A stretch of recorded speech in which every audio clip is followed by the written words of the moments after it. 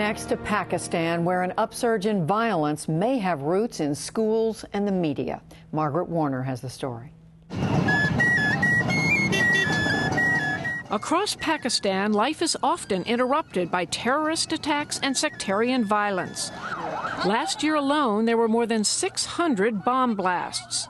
The Pakistani government says it's trying to fight extremism through military means and economic development. The United States is assisting with military aid and drone strikes to kill militant leaders and by funding projects to boost the economy, civil society, and education.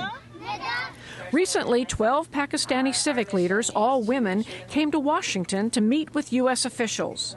Among them, Bushra Haider is the founder and director of 2 schools in northwestern Pakistan that seek to promote nonviolence and tolerance. And Nazia Ali is a freelance journalist and documentary filmmaker in Karachi who's written widely on militant organizations. I spoke to them at the Institute for Inclusive Security, a nonprofit group that promotes the role of women in conflict zones. They began by describing what it's like to live in the midst of so much violence. And the violence there is of all kinds: ethnic violence, sectarian violence, political violence. And I know there are many people who will not step out of their homes every day before checking the news because they don't know what is happening where.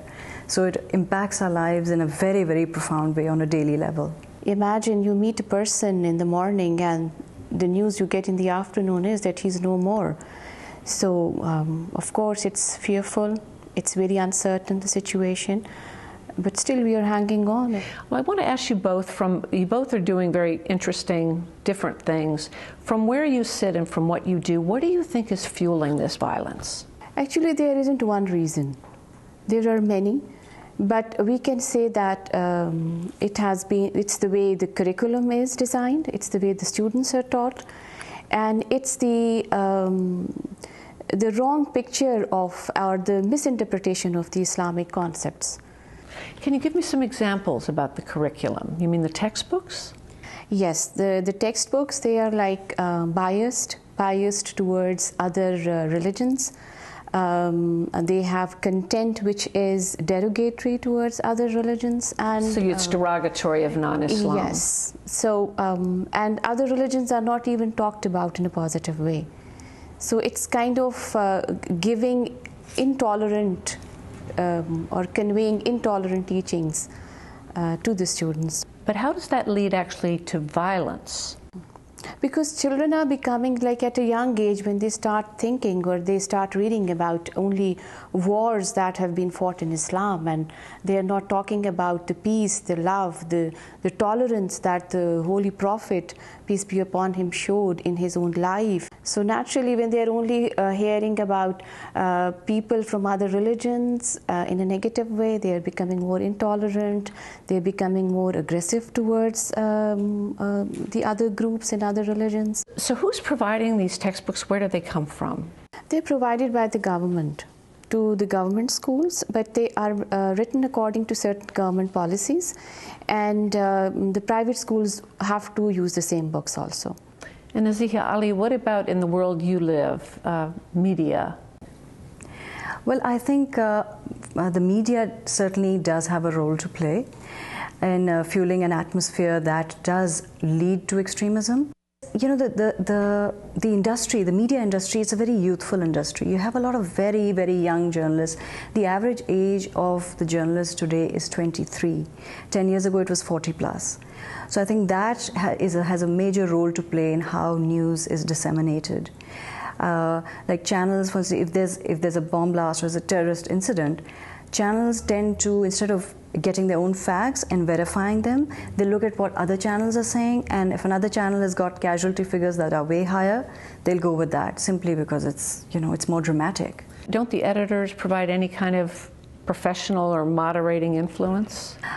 In some cases, editors do exercise a moderating influence, but the de facto editor is really the owner. So there's a lot of interference in editorial policy, and they are driven by their own biases, and that's why it's a very profit-driven industry. There's a mad scramble for ratings, and you know, journalistic ethics be damned most of the time.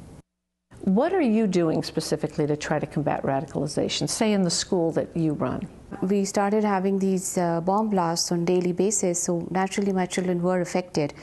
And after these incidents, the children were becoming very aggressive and they were very angry. And in their art classes, they started drawing bombs and victims and dead bodies in ambulances. They were having relatives being killed, and some of them were becoming orphans. So naturally, psychologically, most of my students were affected. So what I did, that I started counseling sessions with them, and then I started peace education, which was a comparatively new idea and concept in Pakistan. And mine was the first school in Peshawar, which started this peace education. And in that, we started having classes and small activities of how to be tolerant towards others. And Naziha, what about for you in your work? Are there ways in which you're trying to counteract what you see as this sort of sensationalized media coverage? The media is very incident-driven. They'll cover, incidents of terrorism, but they won't look at what is actually fueling that, what is causing it. So there's no discourse on the causes of extremism. And we've already started working on that. We've had a program discussing the impact of extremism on women and children, a TV program, and now we are working on another TV program to discuss the changes, the reforms that are needed in the education curricula. What you all are describing sounds like a very Pakistan-rooted problem in the culture and cultural influences. You're here in Washington meeting with all these people. What can the U.S. do to help change those cultural influences? Actually, the U.S. government is sending a lot of money to Pakistan, but unfortunately it's not reaching the right people and it's not going in the right direction. I think one thing the US can do is to make sure it talks to the people who are actually being affected rather than just talking to policymakers in Pakistan, so that you have a more nuanced understanding of what's actually happening on the ground. And please talk to women in Pakistan. Treat women as a very critical resource, because they have a kind of influence that men probably don't. Now, in the last 2 or 3 years, the U.S. has been using intensified drone strikes to try to take out at least senior terrorist leaders. Is that having an impact? Well, I'll ask you, do you perceive that radicalism in Pakistan is increasing or decreasing? I think the answer is that it's increased.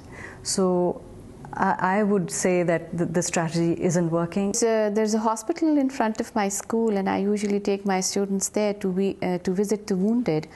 And these are the wounded men and children who have been victims of drone attacks and extremist activities. So both the victims of terrorist attacks, yes, and of U.S. drone strikes. Yes. The idea is not to tell them that this is something good or just to make them feel sick or ill, but I want them to understand how can hatred affect people.